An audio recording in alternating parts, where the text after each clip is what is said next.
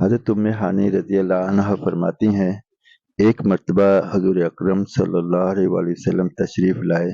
میں نے عرض کیا، یا رسول اللہ صلی اللہ علیہ وآلہ وسلم، میں بوڑھی ہو گئی ہوں اور ضعیف ہوں، کوئی ایسا عمل بتا دیجئے کہ بیٹھے بیٹھے کرتی رہا کروں۔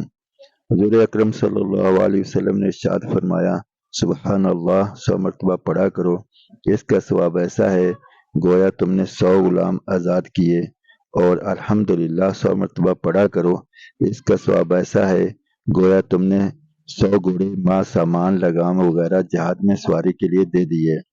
اللہ اکبر 100 مرتبہ پڑھا کرو، یہ ایسا ہے گویا تم نے 100 اونٹ قربانی میں ذبح کیے اور وہ قبول ہو گئے۔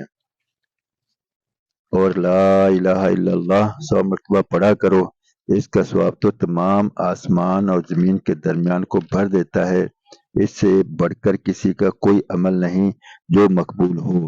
حضرت ابو رافع رضی اللہ عنہ کی بیوی حضرت سلمہ رضی اللہ عنہ نے بھی نبی مکرم صلی اللہ علیہ وسلم سے ایک مرتبہ عرض کیا، مجھے کوئی وظیفہ مختصر سا بتا دیجئے، زیادہ لمبا نہ ہو۔ نبی مکرم صلی اللہ علیہ وآلہ وسلم نے ارشاد فرمایا، اللہ اکبر 10 مرتبہ پڑھا کرو۔ حق تعالیٰ جل شانہ اس کے جواب میں فرماتے ہیں، یہ میرے لیے ہے۔ پھر سبحان اللہ 10 مرتبہ پڑھا کرو۔ حق تعالیٰ جل شانہ پھر یہی فرماتے ہیں کہ یہ میرے لیے ہے۔ پھر اللہم اغفر لی 10 مرتبہ پڑھا کرو۔ حق تعالیٰ جل شانہ فرماتے ہیں، ہاں میں نے مغفرت کر دی۔